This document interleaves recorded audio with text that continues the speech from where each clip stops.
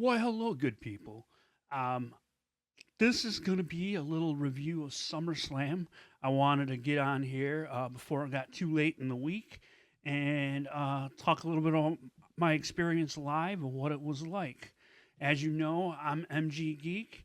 Um, we're going to start doing more stuff like this, kind of to supplement the podcast itself, and just want to jump on and talk a little bit about what went on Saturday. So it's Tuesday now. I didn't get a chance to do it Sunday or Monday. Quite frankly, I was worn down. I didn't feel the greatest yesterday.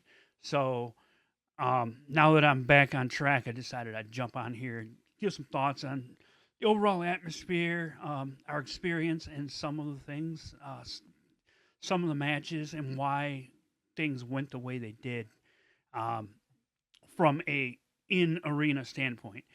So we got down there around 5:45. I know people got there. A lot of people got there sooner than us. It was nuts down there. A lot going on. We didn't. We decided to try to find somewhere to eat. Most places were an hour and a half wait. We went into at least one, but Suncast luckily knew his way around a little bit. So we went down by Greek Town, and there's a nice barbecue joint right there. We ate there, and started making our way around 7 o'clock or a little before that to the arena. So we got in about 7:15, 7:20. By the time we got to our seats, it was going on 7:30, and they started hyping up the crowd a little bit after. A little bit after that, Mike Rome came out and addressed the crowd and all that. As far as where we were sitting behind the on the side behind the announcer's desk, all the way up. And we would have been, if it was a football game, we'd have been on the 50-yard line. So the way the uh, stage was set up in the ramp, or there was no ramp, but where the entrance was, it was on our opposite side of us. So, and I will say, as far as the staging and the setup, I know a lot of people, and we got a lot of comments when I tweeted out the other night that you can't really see much in the building for the entrances. People were like, "But I like that kind of entrance, the strip scaled down, simple entrance for big stadiums like this." So here's the problem. Here was the problem for Ford Field, and why this didn't work as well in this particular venue.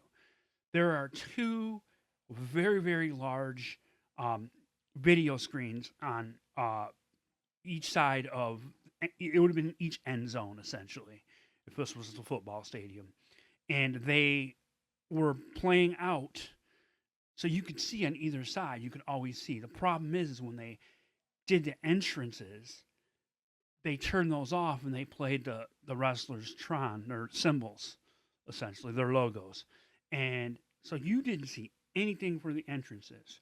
I go back to Royal Rumble this year when Asuka came out and she did the big reveal of her new face, and everybody oohed and awed. It got a pop live, but they had a screen where they were watching that.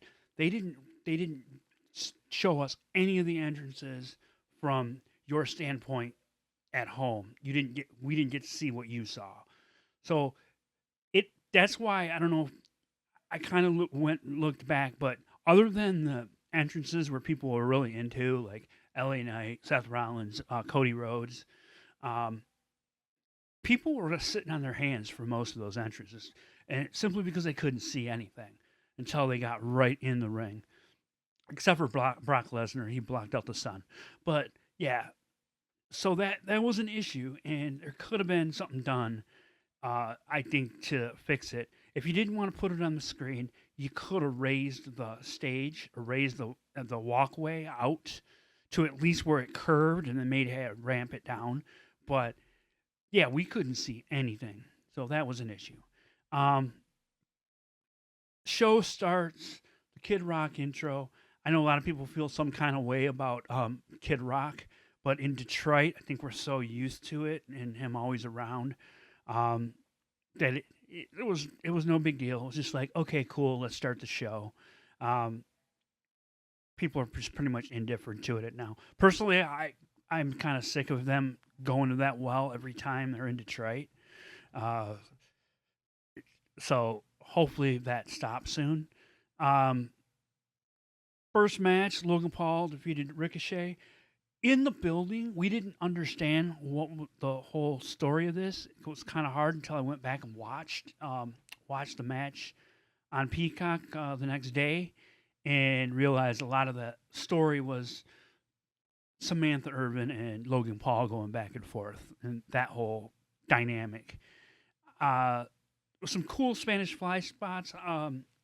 Ringside looked like they hurt, and the only thing I'm really going to remember, even though they said they wanted it to be a viral thing, was the finish with just the weird entourage member handing Logan Paul brass knucks.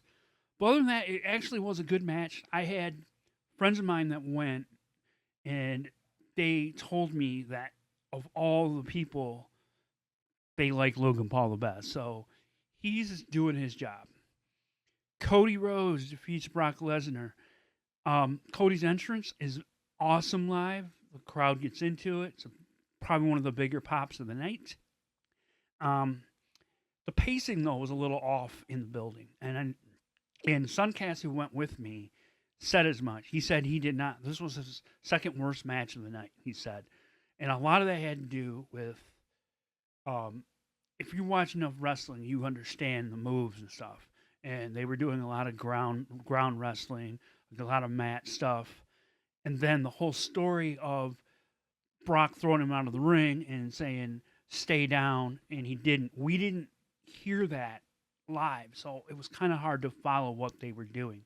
All I know is he kept trying to get back in the ring, and Brock kept throwing him out. And then when I went back and watched it on TV, I realized, oh, okay, I understand it now a lot better, and I liked it a lot better after I saw it the next day. Um, Cody's Kimura sucks. At least that one sucked. He didn't get him over all the way, and it kind of landed wrong. Um, so three crossroads, and then Cody gets the pin.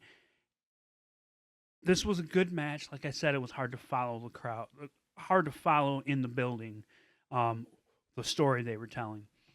Then I'm not gonna say much about the battle royal because the guy that should have won did win. This was all about LA Knight. When he came out, he got the biggest pop, even though the Miz got an entrance too, and they played that into Raw last night. So I see where they're probably going with that. But yeah, LA Knight won, big pop. There's all night long. There was LA Knight, yeah, chance in the street after. That's all people were hollering out. So it was kind of fun. Um, then the show took a little bit of a pooper. Shayna Baszler defeats Ronda Rousey in a MMA rules match. This didn't hit at all. They made a huge mistake and didn't communicate the rules well. So they said MMA rules, and they announced it. And in SmackDown, if you watch SmackDown, um, they said what the rules were. It was going to be MMA rules, just tap out or knockout. Essentially, was gonna be the fin how to win. So there was nothing telling us in the building what the rules were. They could have put up a graphic and fixed a lot of this so people would have saw it before the match started. They didn't do any of that. All they did was started the match and let people figure it out. I think people were thrown off by the how this was set up, and just the fact that it's really hard to do worked MMA.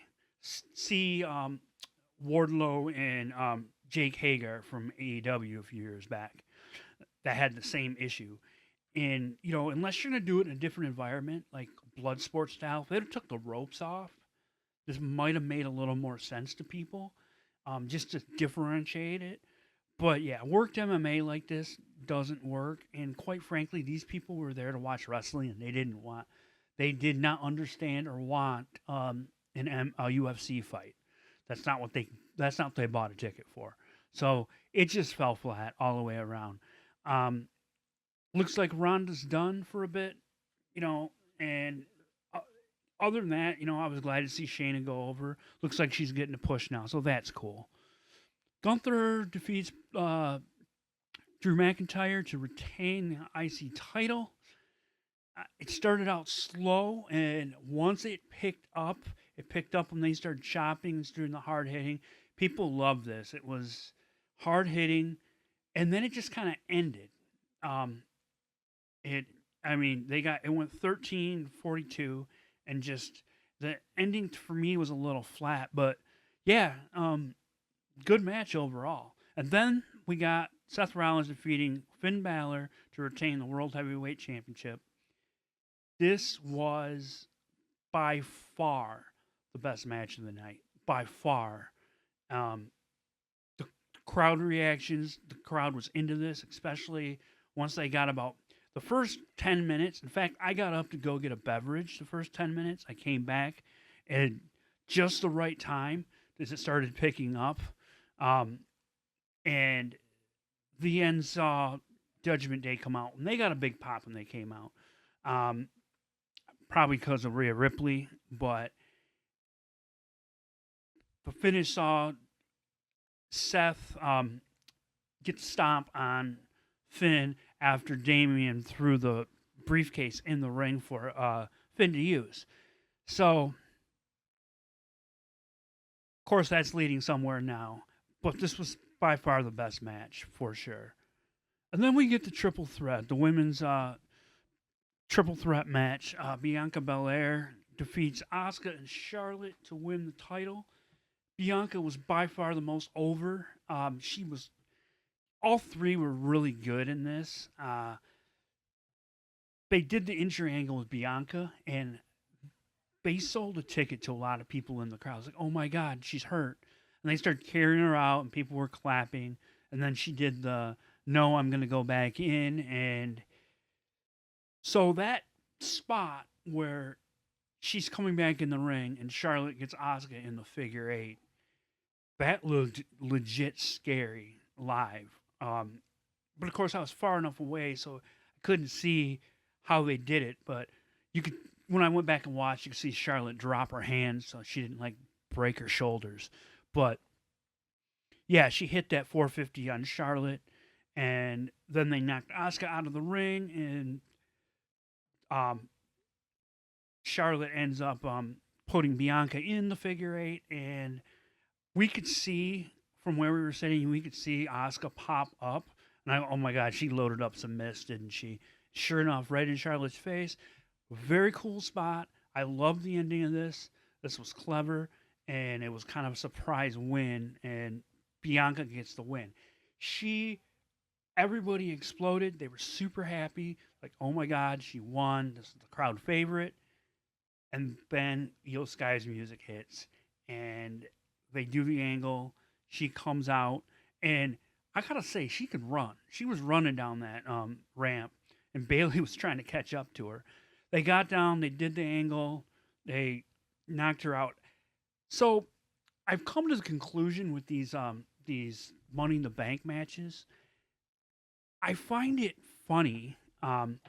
Every referee, I feel like it's just referee's discretion of when and how to start the match. And if you look at it like that, it will always make sense. If you try to go, no, this is not how you're supposed to start it. Because if you remember a few years ago when Mike Chioda worked for them, he used to take the briefcase. He'd be asking, "Are you sure? Are you sure? Are you sure?" It's like, yes, take the briefcase. And I remember them doing that a couple different times with different refs, or they don't want to start the match until both competitors are on their feet. Apparently, Jessica Carr just says, "Briefcase? Okay, thanks. Here." And then ring the bell. And that was it. And Bianca never got to her feet. She was prone the whole time. Moonsault, we're done. Io wins. They gave her a lot of time to celebrate. I thought it was a really good moment for her. Bringing Dakota out, popped the crowd. The crowd knew who she was. That was cool. And Just like that, the crowd just completely forgot that Bianca just won. They all cheered for her, and then those same people cheered for Io. So it was kind of a cool, like, celebration, so to speak. I'm glad to see. I want to see where they go with Io. They set up a lot of different matchups for her, so we'll see what happens there. And then the main event. Not a lot to be said here. I well, could be a lot to be said, I should say. Roman Reigns defeats Jey Uso to retain the Universal Championship. This 36 minutes. Reports came out today that Roman are about very early on. I think I know the spot. There was a IOA spot. It looks like maybe he injured his shoulder. Um, 15 minutes it took for them to get this match going. And remember, this thing went to 12-12 before, like 12-15 or something before it was over. Uh, so it took a while, and this didn't help. They I don't know, they need to they could have shortened the entrance a little bit. Let's just put it that way. Um, Started out slow, was kind of plotting. It wasn't until they went to the outside and they ended up in the crowd, and I was on the opposite side of where they were. Um, that where they were walking was toward the tech area, and they have a black screen sectioning off the one end of the building, and they were basically in front of that, and then they drug them. Then Solo got involved, and when he got involved, that's when it started to pick up a little bit. And of course, they had the tables ringside, and I believe Solo and going through one of the tables. They had another one in the ring. Uh, um, they they did that table spot with Roman too, and I think he was already hurt. So uh, a lot of hard hitting stuff. Just when you get looks like Jay had the upper hand, and then some guy in a hood shows up. Turns out it's Jimmy, and we it was hard to tell live who it was. I had to look at the screen and go, oh man, it's Jimmy, and he just stopped Jay from winning. What's going on here? And there was a big gasp in the building. It's like, oh no, what are they doing? And sure enough, he super kicks Jay, leads to Roman hitting the spear through the table, gets the pin, and that's all she wrote. I like it. I'm a fan of the storyline, the Bloodline storyline. I know some of you aren't. I know some of you want to move on. But my question to you is who and what? Because the issue is outside of maybe the upcoming Judgment Day stuff or what they're doing, and that's on Raw. This is on SmackDown. There isn't a better story out there. The ratings are proving it. So, as a fan, I think we got to understand that as long as they're getting the ratings with this storyline, they're going to continue with Roman as champion. Whether or not you think he should be champion or not. Just my 2 cents. I'm sure I'll have more on this later this week. Um, they announced 59,192 per WrestleTix. It was actually around 51, which is uh, more where I thought it was. It didn't feel like that many. Uh, so apparently they announced the other day highest grossing SummerSlam of all time, 8.5 million gate, best for any non WrestleMania. Um, Merch sales were up 60% versus the record that was set in 2021 for a premium live event other than Mania. So yeah, and I can attest, like I said earlier, there was a lot of merch sold. They had that superstore down there downtown. They were selling out of that. Apparently, that was hard to get into. So we got down there late, and I didn't even try looking for it. But I did see the DWO shirts everywhere, Detroit World Order shirts, which sold pretty good. But like I said, a lot of LWO, a lot of mommy, tons of title belts. I think my experience was that was a little different than what Suncast was. He didn't. It was hard for him to follow, and I had friends that went that don't follow the product all the time, and they took their son down, and they said the same thing. We were bored. We were waiting for something really, really exciting to happen, and nothing happened. So from that standpoint, um, I got to tell you, from if you're following the product every week, you probably really enjoyed this show. Um, Watching on TV, I know you probably had a different experience. Some of the people hated it because of the ending. Others thought it was just fine. I know when I listened to Brian and Dave talk about it this week, they seemed to like a lot of the show. Um, but I got to tell you, this from if you were a casual fan, you probably walked away disappointed, especially going because, like I said, no viewing of the ring entrances to be had. Um, the the way they had it set up, it was hard to follow some of the matches. Just feel like they could have set that up a little bit better for that particular building. But anyway, those are my thoughts on SummerSlam. Some of the things that takeaways from it.